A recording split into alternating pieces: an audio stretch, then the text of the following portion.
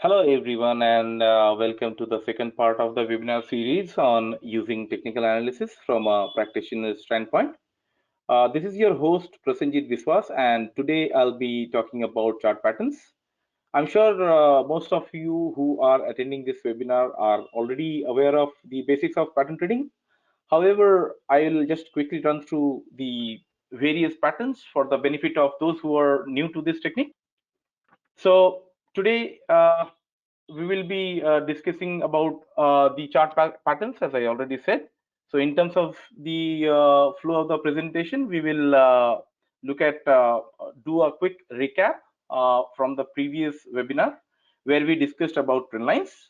So those of you who have attended the session will appreciate the fact that patterns are a natural derivative of the trend lines.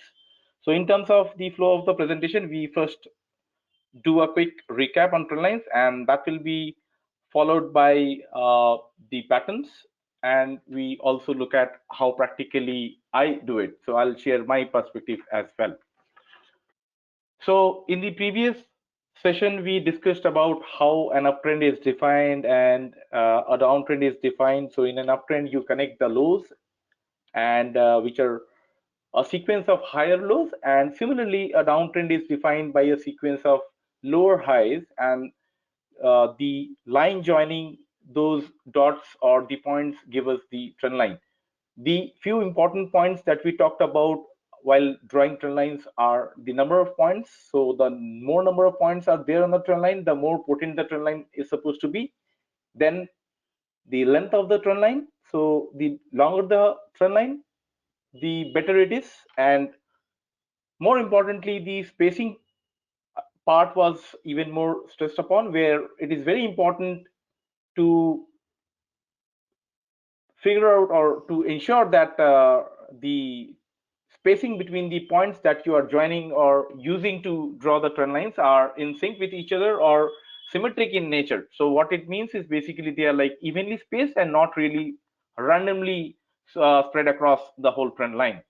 And of course the angle is important, which is like the flatter it is, the better it is. And then we also talked about how you exactly deal with practical problems wherein the trend lines or the points that you connect to draw a trend line are not really aligned, and what in reality or practically what we find is the misaligned cases. So we talked about all this. So how we can deal with cases wherein the trend lines are not really easy to draw, and multiple trend lines could be drawn. So we know that in case that point number 1, 2, and 3, like in the first case, if they are not aligned, and if point 2 happens to be above the uh, line joining 1 and 3, then 1 and 3 is the best line. However, in the second case, where the third point is pretty much higher in comparison to the line joining 1 and 2, then in case we actually ignore the line 1 and 2 and we redraw a trend line joining 2 and 3. So this is what we had discussed, and moreover, we further dig into few things like we need 4 points, which should be alternating in nature, and there should be a sequence of 1, 2, 3, 4. So 4 points which are alternating in nature, and then the breakout to be traded in the direction of the trend line joining 1 and 3. So this is what we had already discussed in the previous video, and today, like as I said, we will be digging more into patterns, and let's look at what patterns actually are. So basically a pattern is, to me, a reflection of a trend change. So generally a pattern often indicates a change of trend, and they are actually bounded by a support or a resistance line and a combination of both, and often they have been seen to act as very potent reversals. However, they are also traded in other form of continuation patterns. And then the generally most of the patterns are traded on a breakout rather than as a mean reversion technique. Like you do not generally trade within the pattern. It is mostly when there is a breakout from the pattern, that's where you trade. And the greater the reversal area of the pattern, I mean, the larger the pattern it is, the better it is in terms of its impact and the significance. So these are some of the basic things that probably most of you are already aware. Now, some of the common patterns that we generally find on the charts are channels, triangles, wedges, flags, and then double bottoms or triple bottoms and tops, and head and shoulders, of course, which is the most common name on the street. And so these are the most common patterns that I'll be talking about today. And before I get into the actual nitty-gritties of pattern trading, let me just highlight some of the key aspects of trend lines today as well. So basically, when we look at a trend line, which is, let's say, for a stock which is in uptrend and making nice higher highs, a sequence of higher highs and higher lows, and we get a trend line by joining the higher lows, and we get this trend line. So how exactly do you trade this trend line? So there are actually two ways to trade this setup. What you can do is either you can buy near the support, or you can choose to sell below the support. So what I mean is that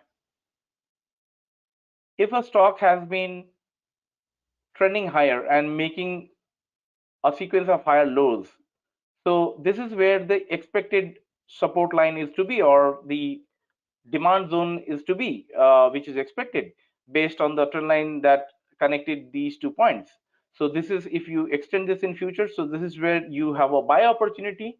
And in this example, as I have showed, that the prices have gone up. So next time again, when the prices come down to the extended support trend line, so this should again be ideally a buying opportunity for you. So at this point, you have two options, however, to trade. You either can go for a long trade while keeping a stop loss below this support trend line, or you can actually choose to go short once the trend line is broken. So either of the methods are kind of practically used by different people. But to me, I feel that it is better that if we trade on the short side, and by the time, the reason behind is that by the time this trend line is visible to us, no trend continues forever. So by the time this trend line is visible to us, it could be possibly the time that the trend line is not going to hold and it's going to break. So in my opinion, the better technique is to go short on rising trend lines where the prices are going up like this and this and this, and you basically wait for a breakdown. So that's the point where you go short. So the simple reason is that you really do not know whether this time it will hold or not. It has held for multiple times already, and there are more and more people who are watching this trend line, and everybody is coming with more and more money, and there is going to be kind of market-wide observation on this trend line, and maybe it's that you don't find further follow-up buyers after this point, and it could be that in the absence of the buyers, the trend line could actually crack. So this is how I trade on the short side. I look for breakdowns, and similarly for buy signal, generally if this is like a downtrend, then I would actually wait for, sorry, pardon me, I'll just redraw. So this is basically a downtrend, and then I would actually wait for this resistance trend line to be broken, and then above which I will go long. So this is the point. Either you can choose to go short, but what I personally do is I go long above this trend line. So this is a small example of how you can actually trade the trend lines. Now, when you combine these trend lines into patterns, you apply the similar principles. You go with the trade in the direction of the prevailing trend, or as a reversal as well, if you find a breakdown or a breakout from the pattern.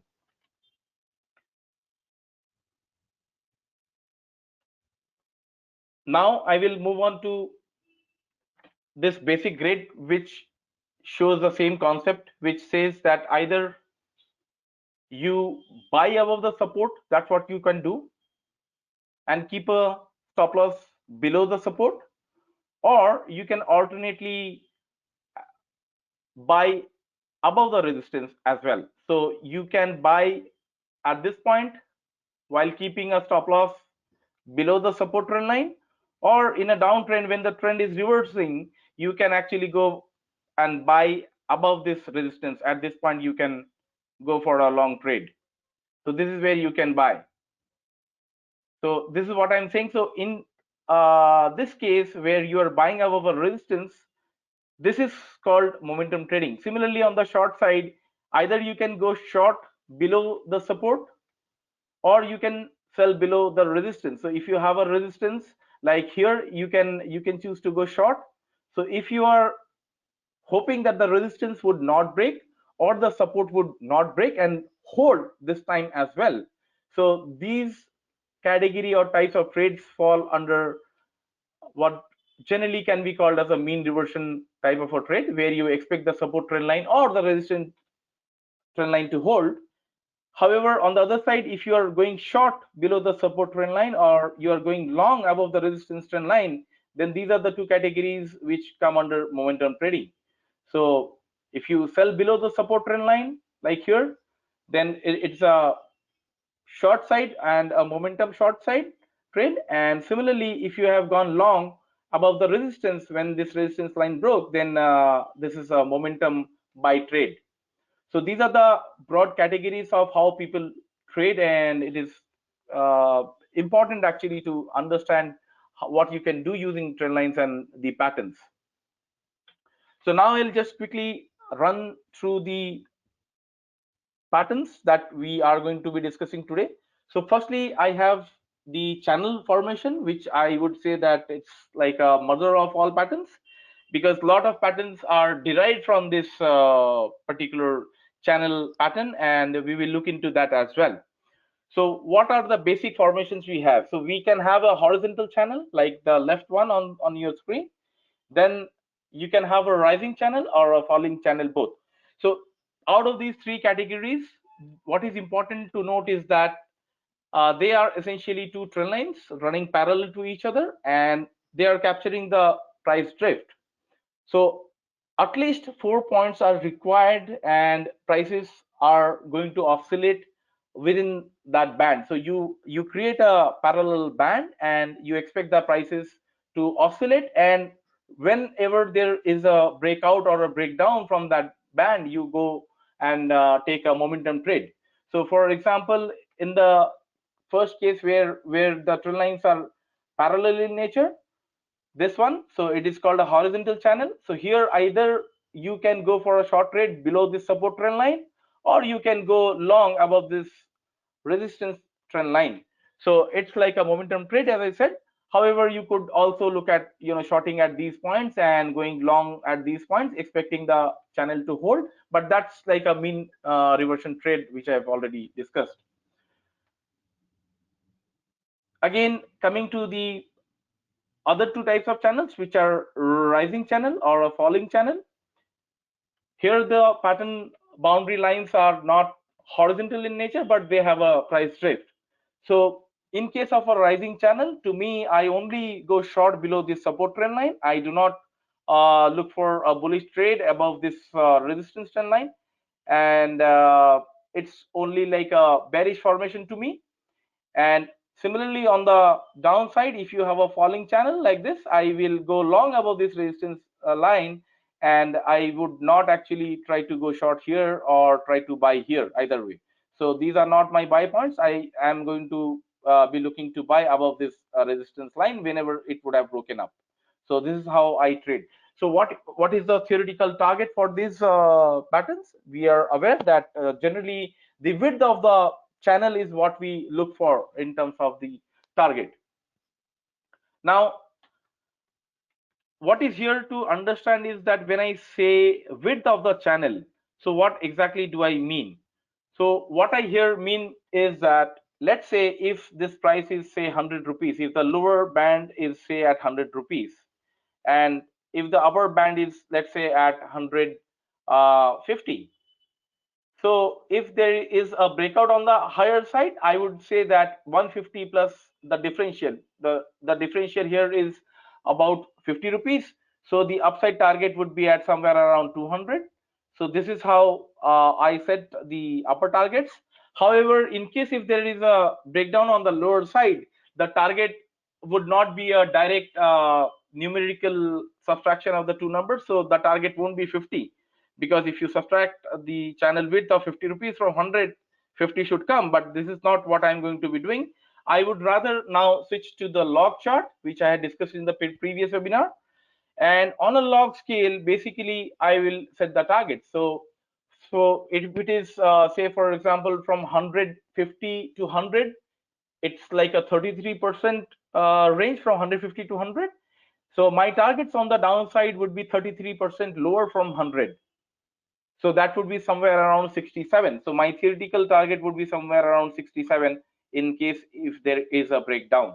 So it won't be 50, because the reason is that, let's say if the band would have been at 200, if the lower price was say 100, and if the higher price was say 200, then in that case you would say that the target would be 0, which is not possible, right? So this is where we have to apply some common sense. And in case of an upside target, I would go conservative, and there I would go on a linear scale, and I would simply add for the target from the resistance line. But in case of a breakdown, I would look at the log scale, and I would calculate the targets in terms of the percentage fall. So this is very important, and it applies to all these patterns, the rising channel and falling channel. As a matter of fact, they are all applicable to all the other patterns too. So it is very important to keep this in mind, how you should be looking at the targets.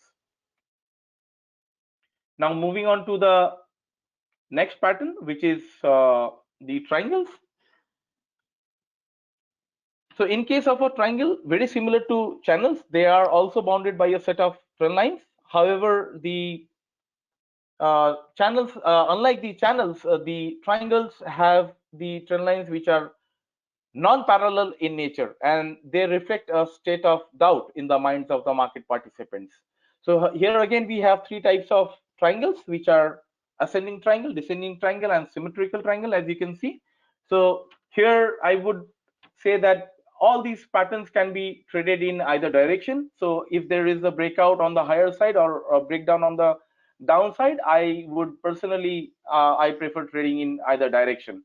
So but the theory says that normally, if in case of an ascending triangle, if the prices have moved up higher, if the prevailing price trend was up, then normally the breakout should happen in the direction of the prevailing trend, which is in this direction. But I don't mind going short below this trend line if there is a breakdown. So this is where I trade in both the direction. Similarly, in the case of a descending triangle as well, the theory says that ideally there should be a downtrend and then a bounce back followed by a congestion, and then finally again the final leg of the sell-off should start below this support line, which is where you can go short. But I'm okay to go long in case if there is no breakdown, and in case if there is a reversal from these levels, or let's say if the prices go up from here, so I can even go and buy at this point as well. And for symmetrical triangles, it's not very complicated. So here you can take the trades in either direction, because as it is, symmetrical triangles are anyway a reflection of total confusion or doubts in the minds of the market participants, and it is kind of a situation wherein people are waiting for some news to come in, and as soon as the confusion is resolved, the prices would break out or break down in one direction, and that's where you take the trade. So how do you exactly set your targets? So in case of triangles, it's very simple. What we do is, if there is a, let's say, a breakdown or a breakout, then in case of an ascending triangle, you join a parallel line parallel to the lower support line, and you draw a parallel line on the higher side, and you extend this into a future. So this is what will give you a theoretical target. And similarly, in case of a downside breakdown, then what you do is you similarly draw a parallel to this line, and you run this line parallel, and you extend this into future. So this is where theoretically your target should come in. And in case of a symmetrical triangle, whichever way the direction the breakout is seen, So you again, similarly, if there is, let's say, a breakout on the higher side in this case, so the target would be a line parallel to this lower support line, and it would be extended like this. So this is what we can expect in terms of the target. And on the other side, where would be my stop loss? The ideally, I mean, from a theoretical perspective, your trend remains intact unless the opposite end of the pattern is not broken or the opposite trend line is not broken. But we will look into that, how practically we set stop losses, because in that case, you will be trading for almost like a 1:1 risk reward, which really doesn't make sense. So what I have done is that I have improvised this concept to my convenience, and what I feel works best to me is that I have reduced the targets from this theoretical parallel line concept to the actual breakout and the breakdown area width. So basically, let's say if there is a breakout or breakdown in a symmetrical triangle, let's say if there is a breakout in this case, so if the price difference of this area is about, say, 100 rupees, I would set a 100 rupees upside target from here. So I do not look for a parallel line running across to this lower support line. I think this is where I should get more number of trades going right. And what will be my stop loss? So in terms of the stop loss, I would actually not keep more than the 50% area, which will be in any case like a 50 rupees stop loss. So again, we can reduce this stop loss to a much lesser level, and the idea is to keep a stop loss just before the launch pad. Let's say if there is a breakout in this case, so we have to identify any candle or any low that is around the launch pad.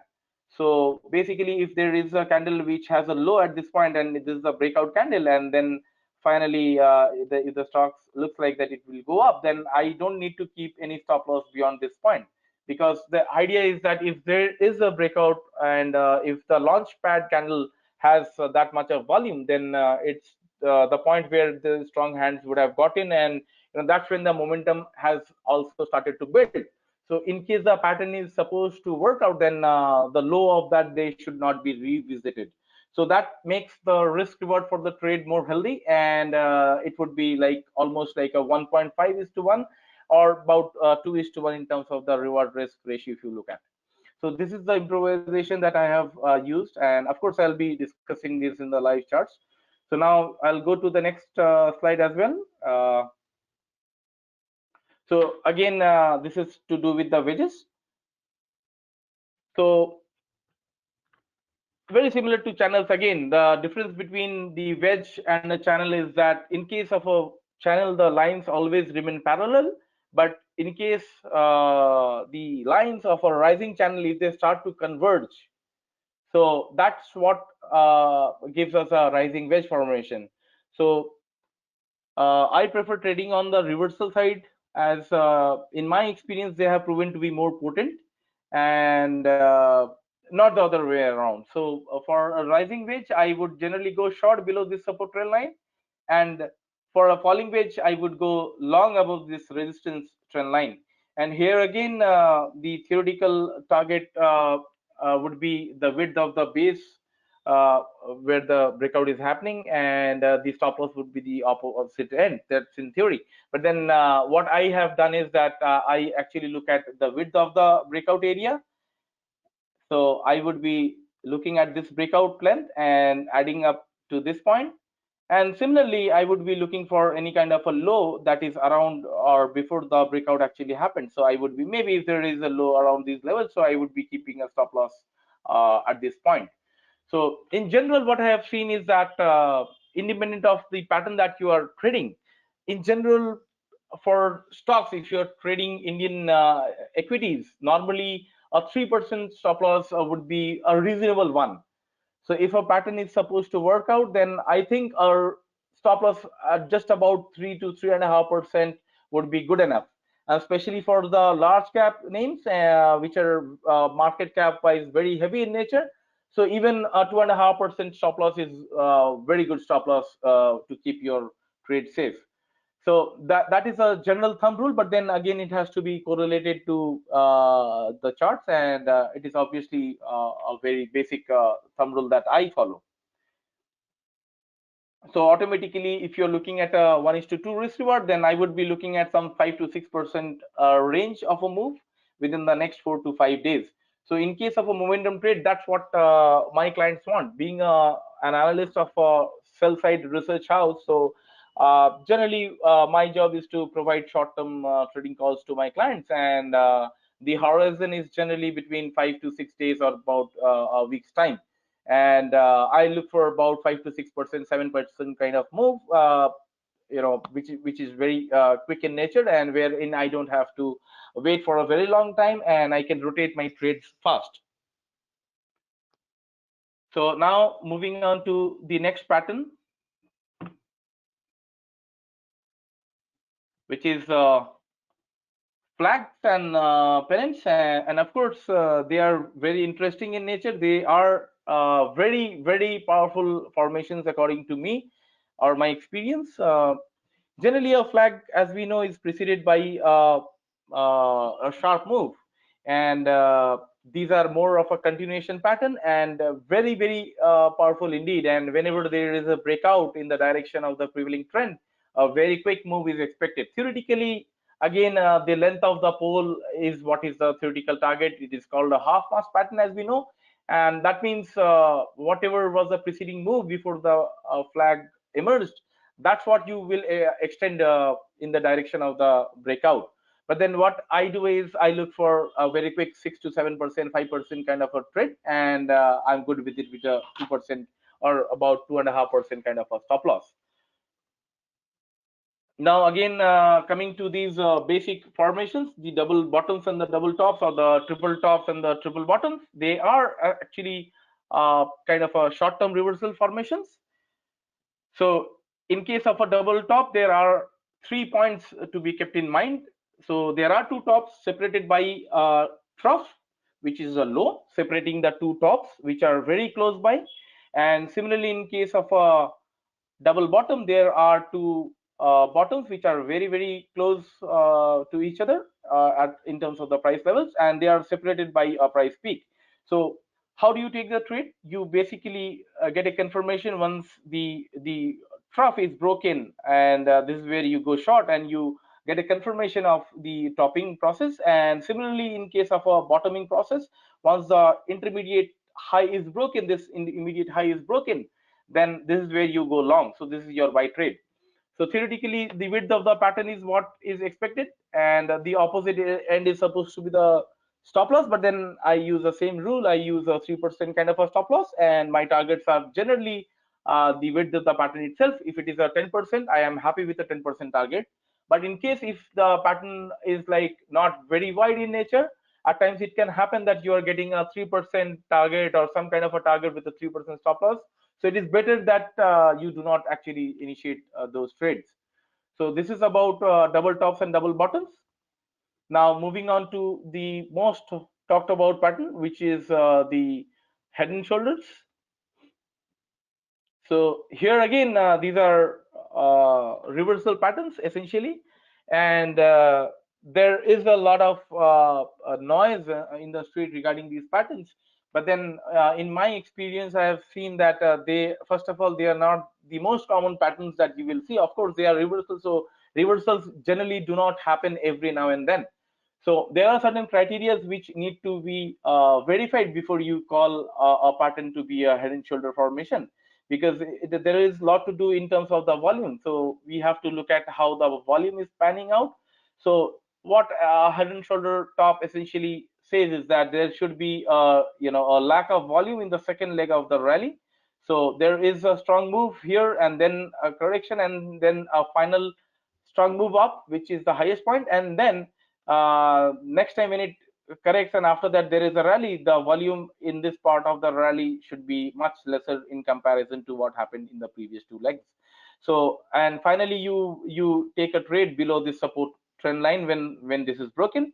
Theoretically, the distance from the head to the trend line or the neckline is taken as a target on the downside. Similarly, in case of a a reversal on the higher side. This is an inverted head and shoulder.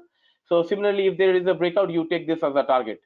So you extend this neckline to the head and you find the distance, and then you extend this breakout point and you add that number to get your target. So this is what is the theory in nature. But then again, what I do is the same thing. I look for a 6 to 7% target, and or I go with a 3% stop loss. Now here, what is interesting to note is that let's say if I forget about this neckline, and if I do not look into the left, I mean this particular shoulder. So if I only look at this two tops, so I think there is a typo here. So this should be the right shoulder. It is not the left shoulder. It is the right shoulder actually, and this one is the left shoulder. So it should be LS here. So so this one is the left shoulder, basically what I'm saying. So if you forget this total area, if you eliminate about this area, then it is actually looking like a triangle here again. So it is a symmetrical triangle to me. So 1, 2, 3, and then you have a breakdown. So it's like a pure symmetrical triangle. So even a head and shoulder can turn or look like a symmetrical triangle if you do not look into the left side of the formation. So here again, it would be like this. So of course, from a theoretical perspective, there is a lot of difference in the interpretation, and generally a head and shoulder formation is obviously seen at the bottoms, but then triangles can be a continuation or a reversal. So this is what is basically the theoretical aspect. Now I will be taking you through some live examples of identifying chart patterns, and allow me to flip my screen to the charts. So firstly, I'll be taking you through some examples of channels. So the first talk that you can see on my screen right now is the Tata Motors. So this is a weekly chart of Tata Motors. I mean, of late, this Tata Motor has been pretty much in news, and it has run up quite a bit. So we just wanted to understand that if we could have identified this sort of a rally much earlier, or whenever there was a breakout. So as you can see, it is kind of trading in a, or it was rather trading in a falling channel, and using the principles of channels, we could draw this falling channel out here, as you can see. So the starting point is at this point from here, and then the next point on the upper side was this. So it is basically a sequence of 3 lower highs, and it was also interpreted by a sequence of lower lows. So basically, there it is a pretty much very nice and smooth example of a falling channel. And then the breakout finally happened at this point when the stock moved beyond this upper band of the falling channel. So as I had discussed in the this video earlier, that there are pretty much two popular ways to trade any resistance line or a support line. That either you go short at the resistance line, or you buy above the resistance line. So in this example, like where this was going to hit this resistance of about 150 odd levels at this particular point. So this is where a lot of people would have wanted to go short. Like if you can see this data here, that it was kind of taking a resistance here as well, and from this 150 odd levels, it did come down a bit. So this is an example where resistance can act as a supply zone, and you can have a trade. But then the point is that by the time this pattern is visible, it would be probably the time that this resistance line is going to be taken away. So that is the reason I do not trade or short at a resistance. Rather, I wait for the resistance to give me a breakout signal, above which I will go long. So in terms of the targets, if we want to look at, then what would be the targets? So the theory says that basically the width of the channel. So if this channel was wide, say about 50 rupees, so if you have got a breakout at say about 150, So, and then you're measuring the entire distance. So this is a parallel channel. So this high and this low are going to be always equidistant. And similarly, you extrapolate this width to the higher side, and you get a target somewhere around 250 kind of levels, is what it seems. So the target was achieved very quickly, as you can see, since this is a weekly chart. So the entire move happened over the next 5 to 7 weeks. But then as long as you are able to hit your targets without your stop loss getting triggered, the job is done. So while initiating this trade, I would have kept a stop loss below this level. So as I was mentioning that, there is always a launch pad before the breakout happens. So in this particular case, these were the levels where the stock actually just, was knocked off for a while. And then finally from these levels, it finally gave this breakout. So I would have kept a stop loss at about these levels and then gone long above this resistance line. So I do not have to keep a stop loss all the way down back to these levels. So these are pretty deep. So it is not required to keep such a big stop loss. So if the trade has to work out, if the momentum has to be built, then the prices will not come back actually to those lower levels. So this is a nice example to start off with. Now I will take one more example of the channels. So I'll just pull off the chart of JSW Energy. Now this is going to be a daily chart.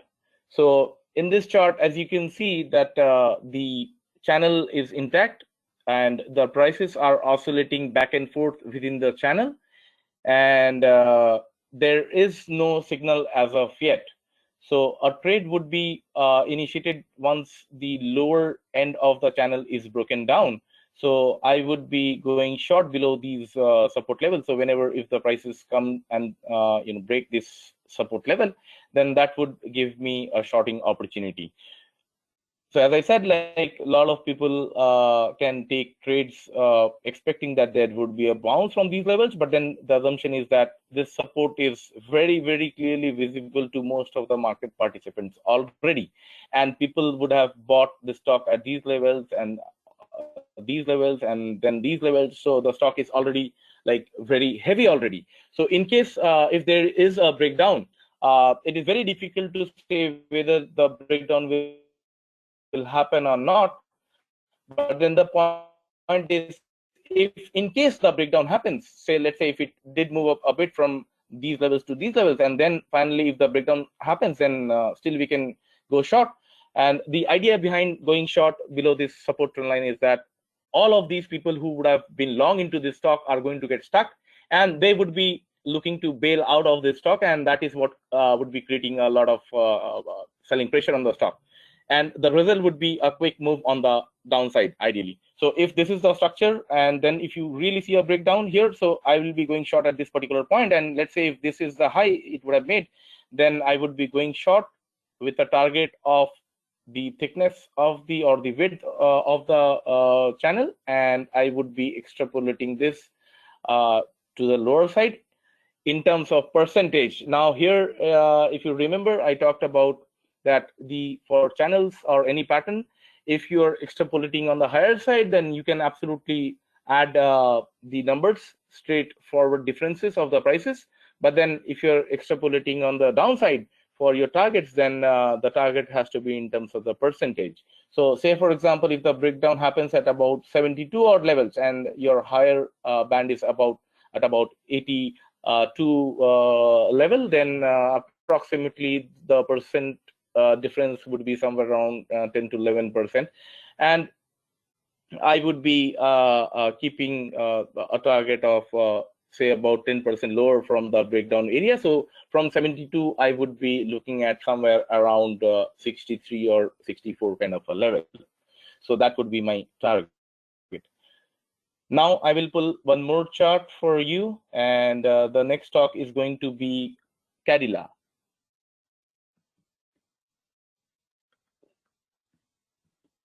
Yep. So this is the daily chart of Cadila Healthcare again, and the stock is kind of trading in a rising channel. But then here the point is that what I wanted to show you is that the stock did give a breakdown already. So it had given a breakdown to below this support trend line, and what happened really after that was that there was no follow-up. So the breakdown did happen at these levels, but after the breakdown, the stock actually bounced off a bit, and now it is like going back and forth around that trend line. So what I want to show here is that it is not necessary that whatever patterns you are trading would end up into a successful trade. So ideally, the stock should have crashed down all the way back to these levels. But then what happened was there was a very small move, and after which the stock kind of retraced back upwards. So if I was short on Caradilla, I would have gone short at these particular levels, maybe, and then I would have kept a stop loss at these highs. So just I'll just zoom in the screen for you. Okay, so I think now it is clearly visible. So if my shorting point is around these particular levels, then I'm going to be keeping a stop loss at these levels. So let's say if the shorting or the breakdown area was at, say, about 460, then I would not be, or maybe 455, then I would not be keeping a stop loss beyond these levels. And these highs were somewhere around, as you can see, 475 odd levels. So from 455 to 475 would be 20 rupees, which would be approximately about 5% or so. So that is the maximum I can keep as a stop loss. But then if the stop loss would have been higher, I would have actually avoided the trade.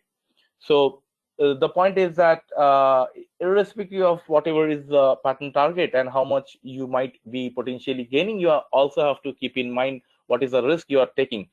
So in general, my experience, as I said, that it has been like a 3% or 3.5% kind of a stop loss would be good enough. So maybe I could have still kept a stop loss of about 470 odd levels if I was shorting at, say, 460 or 458, 55 kind of levels. So this is the idea that no stock or any pattern guarantees a successful trade. So this is what you have to keep in mind, and you have to be open to the fact that in case the trade goes wrong, then you have to come out of the trade as quickly as possible. The point you, I mean, the moment you understand that it is not going to work in your favor. Now I will be taking some examples on descending triangles. So let me pull the chart of escorts for you. So this is an example of a descending triangle. So this is a daily chart again, and as we can see, the breakout happened at these particular levels, and this was somewhere around 1360 odd levels. So this is a pretty straightforward pattern. As you can see, it's a very clean formation. We have a support cluster here. This is a starting point, and then second, this point is the high, and again the second low was made around these levels, and followed by another high at these particular area, and finally the third low was made here. And from this particular point, the stock actually shot up. So in terms of the pattern, you can visualize like this. So this is point number 1, and this is 2, and from here it went up to point number 3, which is the high, and then the point number 4, finally making the low. And from this particular point, the breakout happened in the direction of the trend line joining 1 and 3, which I had mentioned already. So this is the typical pattern we would be looking at. So it does look like a descending triangle, and in this case, the lower end of the pattern was at about 1200 levels, and on the higher side, the stock approximately gave a breakout at about 1310.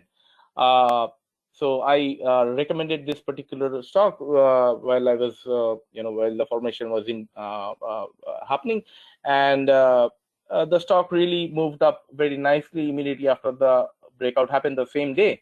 But in terms of the target it would have been somewhere around 1310, and on the lower side about 1200. So we would be looking at some 100 rupees upside, which would be somewhere around 1400 odd levels. So approximately this would be my target.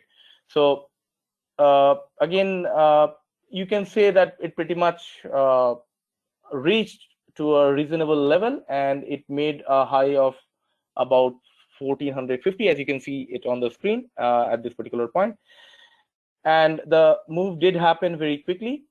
So it took about 6-7 days from here to here, and this is where probably you can practically either book your profits or at least trail your trade to your original cost. So ideally, this should have actually moved up a bit further, but then the market or the sector probably was under pressure, and that is the reason other factors come in, and the more you hold the trade, the other factors start influencing the stock. So now I will pull one more example for you, and it would be PNB Housing Finance. So this is very interesting. I was actually watching this stock, and this is today's candle, as you can see. So this is where the stock gave a breakout. So the breakout happened at about 375 kind of levels, and the stock was oscillating back and forth within the descending triangle pattern. So from the level of 375 on the higher side, the lower end was at about 300, almost 125 or 330. This is the lower end. So this is the width of the pattern, and the breakout from 375 to about 330 at on a rounding basis. So it is approximately about 50 rupees. So from 375, you would be expecting a target of 425 on the higher side. So if you extrapolate, your target should be somewhere around here. But what is interesting here is that the stock actually gave a slight hint of a breakout yesterday itself. If you notice carefully that there was a breach yesterday itself at this particular point, and the stock did not close above that trend line.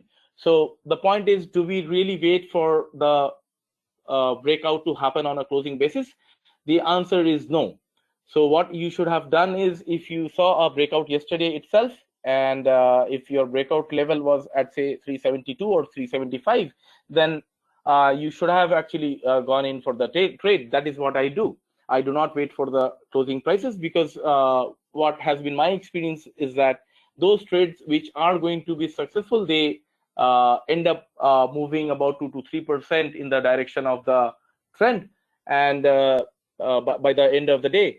So if you are going to take the trade at the end of the day, then you would be automatically buying at a much higher price. So in this example, you would have practically lost the whole trade, because today it already made a high of about 418.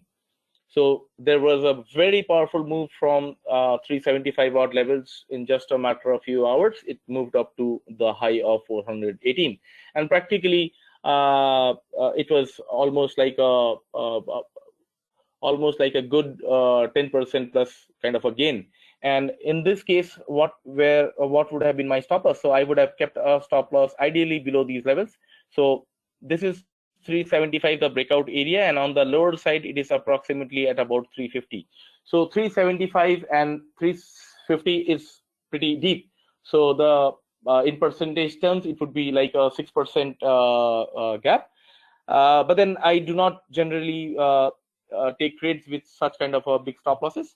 So here again, if I do not have a lower kind of stop loss, I would go for a hard stop loss of about 3 to 4%, and maybe I would have kept a stop loss at about say 355 maximum to about 360. That is where I would have kept a stop loss. So this is the area where probably my stop losses would have been in this particular case. So now again, moving to other examples of the triangles, and now I will be looking at a stock called AB Capital, which is basically a mid-cap stock. And here we have a formation of a symmetrical triangle. So this is where symmetrical triangles are coming into the picture. So as you can see on your screen, it is bounded by two trend lines which are converging in nature, and these are the starting points. So this is point number 1, and then this is point number 2, and then again the point number 3 is a high and followed by a low of point number 4. So if you draw the sequence of the move, so this is the basic sequence, and then the breakout did not happen at this particular point, but then it took a while, and then eventually the breakout did happen in the direction of the point joining 1 and 3. So you have a clear breakout in the direction of the trend line joining 1 and 3. So in this case also, I would be taking a trade at this particular level. So this would be somewhere around 90. And on the lower side, the support line happens to be at approximately at about 81 odd levels. So in this particular case, my target would be somewhere around 100 approximately, which is again not bad. It's like a 10% target you are setting up for yourself. And the stop loss in this case would be these particular levels. So as you can see that there is again some kind of a launch pad before the breakout happened yesterday. So the trade setup happened on this particular candle, and this is where my stop losses would have been.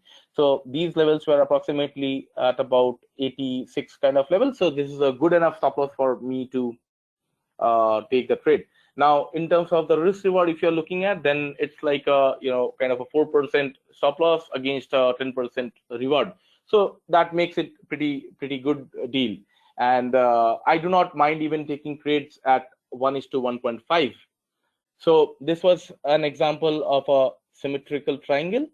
And now I will take you through another example of a symmetrical triangle, and it would be the Hero Motors.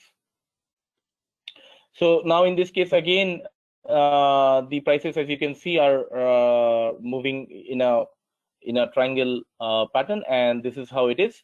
And finally, the breakout happened here. Although this pattern is not a typical ideal scenario, but then if you look at the essence of the symmetrical triangle, then it is indeed moving back and forth within a coil structure. And the breakout happened at this particular level. So here the targets would be less in comparison to the theoretical targets. And again, I would be taking a stop loss of this level, and I would be looking for a quick trade. So which did happen very quickly in the next 2-3 days. So the point here is that just remember, in case of triangles which are converging trend lines, and you get a breakout or a breakdown trade in either direction, make sure that the breakout or the breakdown is not happening very close to the apex. Ideally, if this is the total length of the pattern from end to end, the breakout should happen, or the breakdown should happen within the 75% area. So like if this is the 50% mark of the total length, then this would be somewhere around the 75% mark. So I would not take a trade if the pattern breakout gives a breakout before the 50% area on the left side of this particular line, or beyond this particular line. So my sweet spot is going to be anywhere between 50% to 75%, ideally like the 2/3 area of the entire length of the pattern. So this is what has to be kept in mind, because if you're taking a trade which is too late in the pattern, then it's going to be a by default breakout. So eventually, let's say if the prices would have moved back and forth like this and then moved up here, then it's not like a breakout from this particular trend line, because then the pattern is completely invalid and gets negated, because this is eventually going to break out of this shape somewhere or the other, and this is the apex, as we know. So theoretically, this is what is important to remember, that the ideal pattern breakout zone is around 2/3 of the area. And now I will be taking you through an example of an ascending triangle, and I will pull the chart of Ambuja cement. Okay, so this is an example of an ascending triangle. Again, very similar to the concepts of the triangles, that the breakout has happened at about 270 odd levels here. And here again, I would be taking a stop loss near these levels. And this is the launch pad, because if there is no clear-cut congestion before the breakout happens, then maybe what we can do is we can keep a stop loss just under the candle where the breakout is happening. So on the candle, the breakout happened is this. So this is where my stop losses would be, and that was somewhere around 260 odd levels. So it is again approximately 3.5% stop loss. So I'm okay with this kind of a stop loss, and my targets on the higher side would be the thickness of the triangle at this particular breakout area. So this is approximately about 20 odd rupees. So I would be taking a trade on the long side at about 270 for a target of around 290 on the higher side, with a stop loss of about 260 on the downside. So this is the trade setup in terms of the ascending triangle again. Now we will move on to some examples of pure trend lines, where it is going to be a singular line and there won't be double lines or support and resistances both. Rather, we will be only looking at singular lines which can define the trend. So here is an example of Dr. Reddy's, and as you can see, it has a pretty nice upsloping trend line which got broken at this particular point, and then you had the breakdown. And so the stock quickly fell very sharply after that. And I mean, it did work very well. So if I was going to go short on Dr. Reddy's, then I would have probably kept a stop loss near these particular highs. And I won't really look at this high as a real stop loss or kind of a reversal thing, because that might be some kind of a reversal level, but then you do not necessarily need to keep such deep stop losses. So it was a short at about 5,000 odd levels, and the stop loss was somewhere around 5150. So that was like a 3% stop loss, and the targets would at least be 1.5 times of that. So in this particular case, I would be looking at a target of, say, about approximately about 4 to 5%. And that would mean that it would be like a 4,700 or 4,750 kind of target that I would have been looking at. Now, the issue with trend lines is that unlike patterns where you have a definable target criteria, in trend lines there is no keep a stop loss of about 3 to 4%, and try to close your trades once you are like 1.5 times or about 2 times of the risk that you would have taken. So the stop loss in these particular cases are often definable. Like in this particular case, when I was going to go short at about 5,000 odd levels, where the trend line gave the breakdown, my highest point that I could see immediately within the vicinity of the breakdown area was at about these levels. So here, if my stop losses are say about 3% on the higher side, then I would be looking at some 5% gain. So maximum I would have probably closed around these areas. Now, alternately, you can also look at some previous lows if there are any on the chart, and you can set targets accordingly. Like in this case, the previous low that you could see was around these particular levels, which was again at around 4,700 approximately.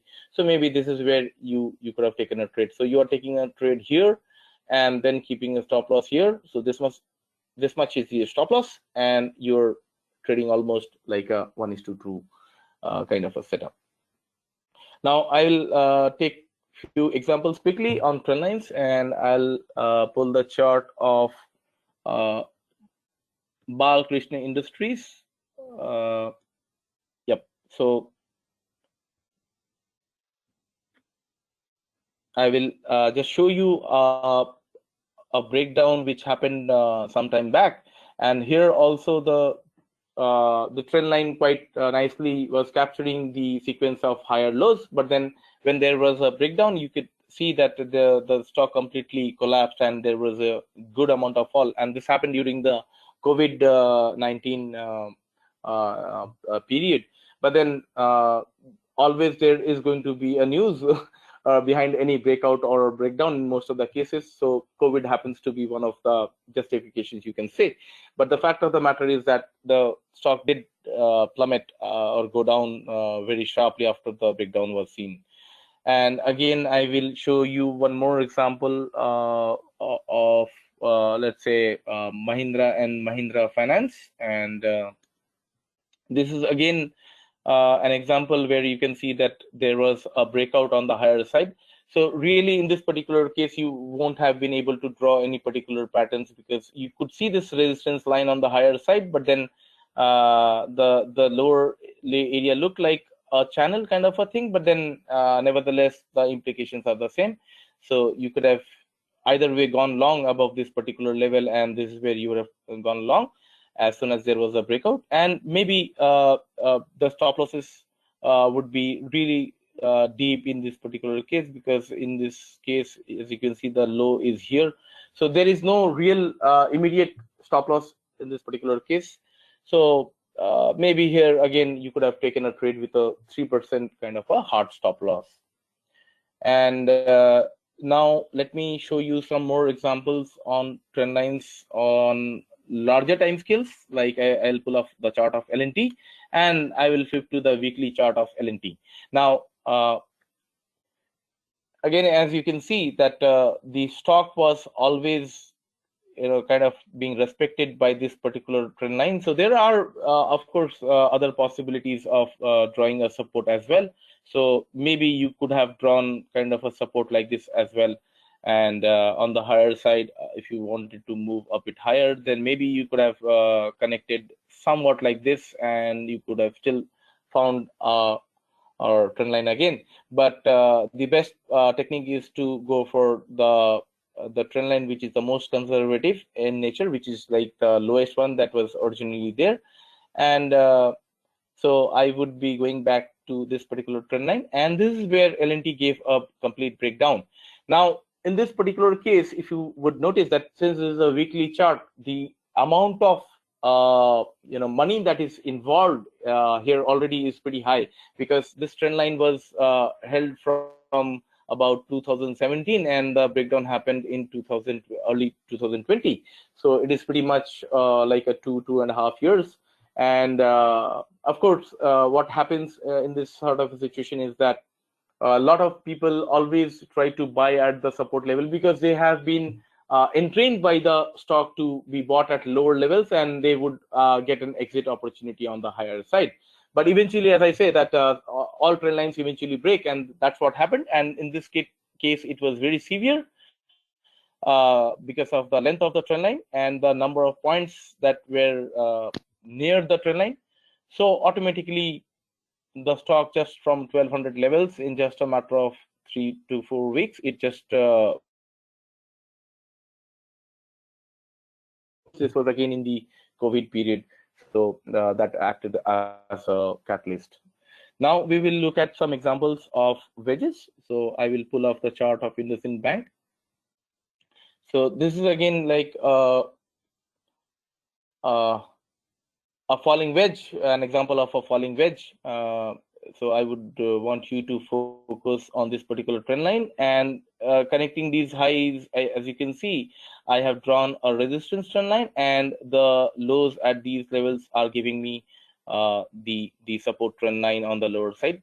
So the breakout actually happened at this particular point, and this is where probably I would have gone long.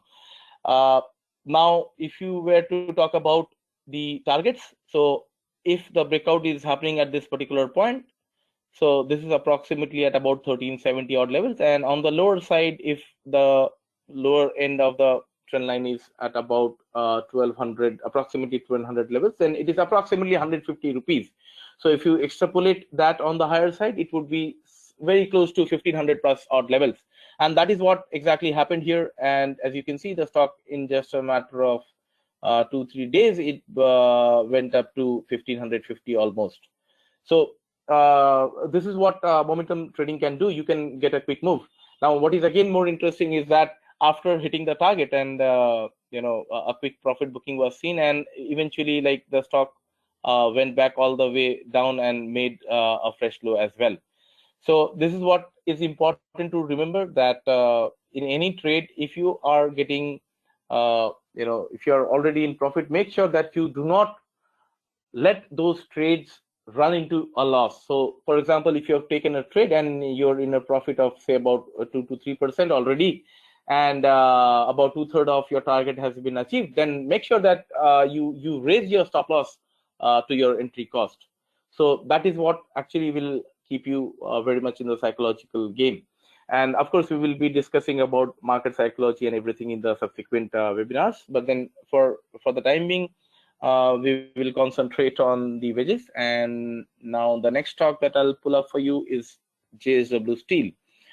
So JSW Steel, I'll again go back some time in 2018, mid 2018, and as you can see that the stock was kind of before that it was almost like going up, and eventually this kind of a rising wedge formation was seen.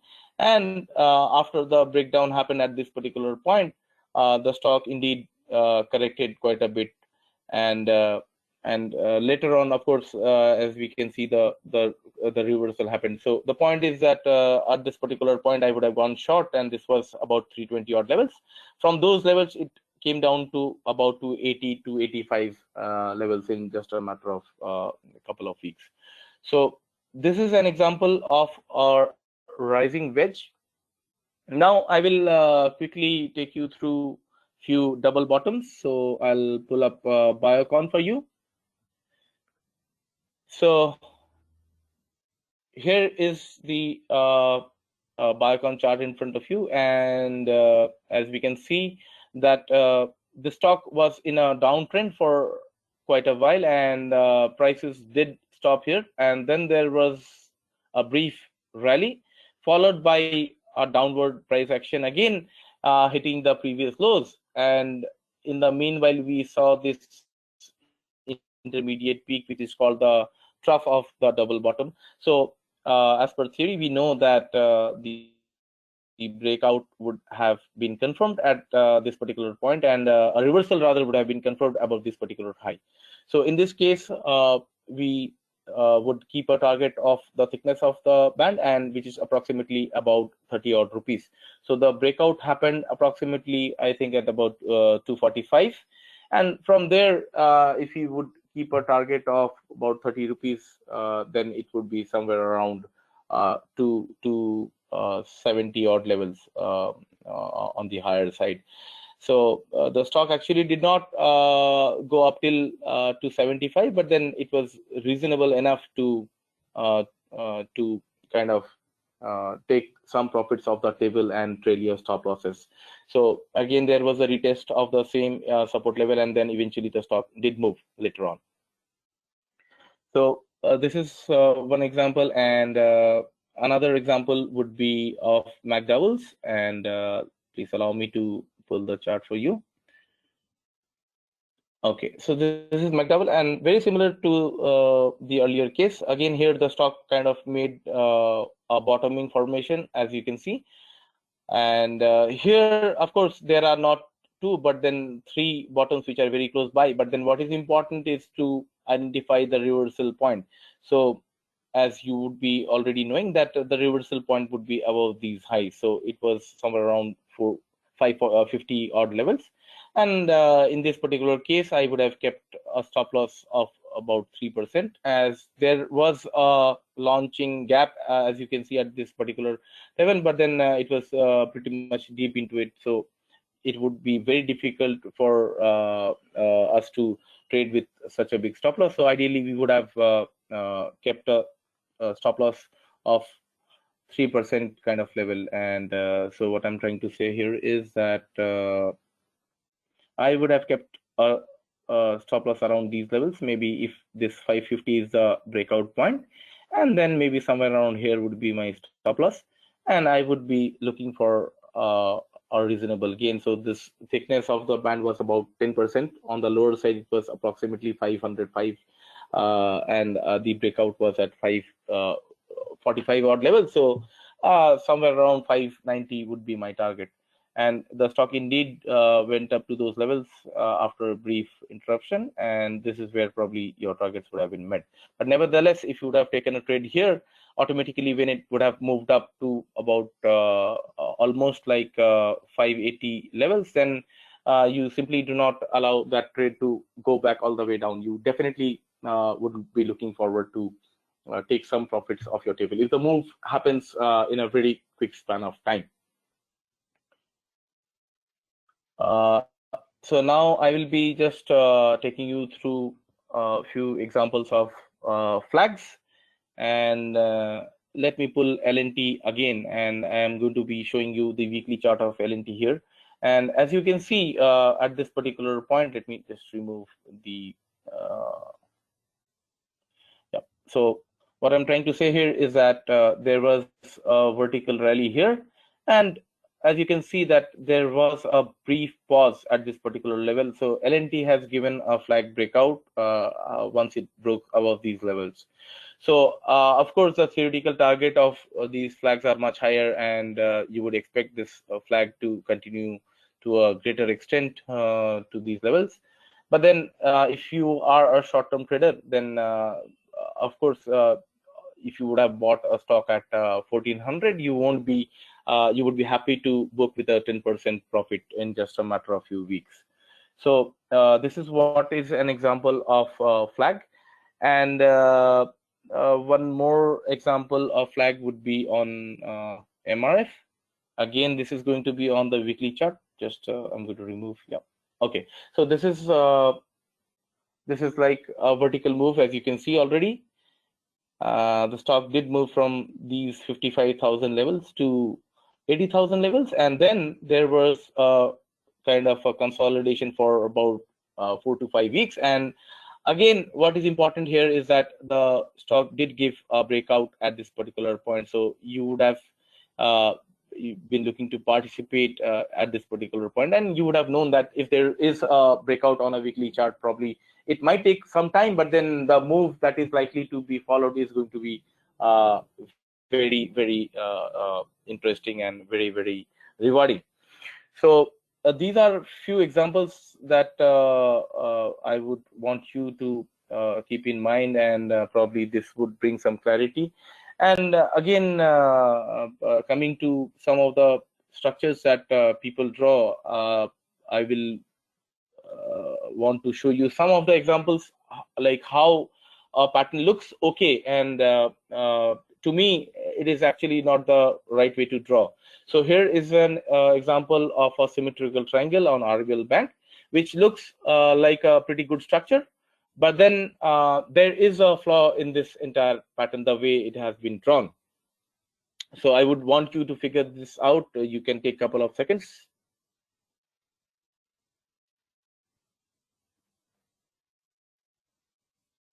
Okay, so those who have identified the flaw in this particular pattern, congratulations to them. So the point is that this is the starting point which has been taken to draw this pattern, and then this is the second point, followed by this third point. Now, your fourth point is here.